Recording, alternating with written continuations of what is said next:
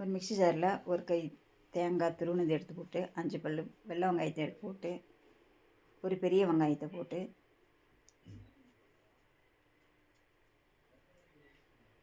2 பெரிய தக்காளி, பெருசாக இருந்தால் 2, சின்னதாக இருந்தால் 3,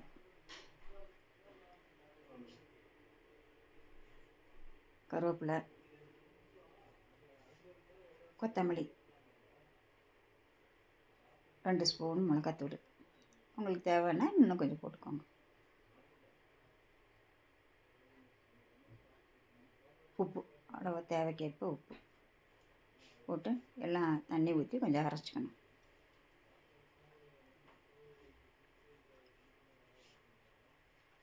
அடுப்பில் கடாயை வச்சு கொஞ்சம் எண்ணெய் கொஞ்சம் கூட ஊற்றினா தான் இதுக்கு நல்லாயிருக்கும். கடுகு உளுத்தப்பருப்பை போட்டு நல்லா பொரிஞ்சதும் கருவேப்பிலை போட்டு நம்ம அரைச்சி வச்சுருக்கிறது சட்னி எடுத்து அதில் ஊற்றி கொஞ்சம் ஜாரை கழுவி தண்ணி ஊற்றி விட்டுட்டு கொஞ்சம் ஒரு 1/4 ஸ்பூன் 1/4 கிளாஸ் தண்ணி ஊற்றி மூடி போட்டு மூடி விட்டுறணும். ஒரு 5 நிமிஷம் கழித்து எடுத்து திருப்பி ஒரு கிண்டி திருப்பி மூடி விட்டு எண்ணெய் பிரிஞ்சு வந்தோடனே மிளகா சட்னி ரெடி.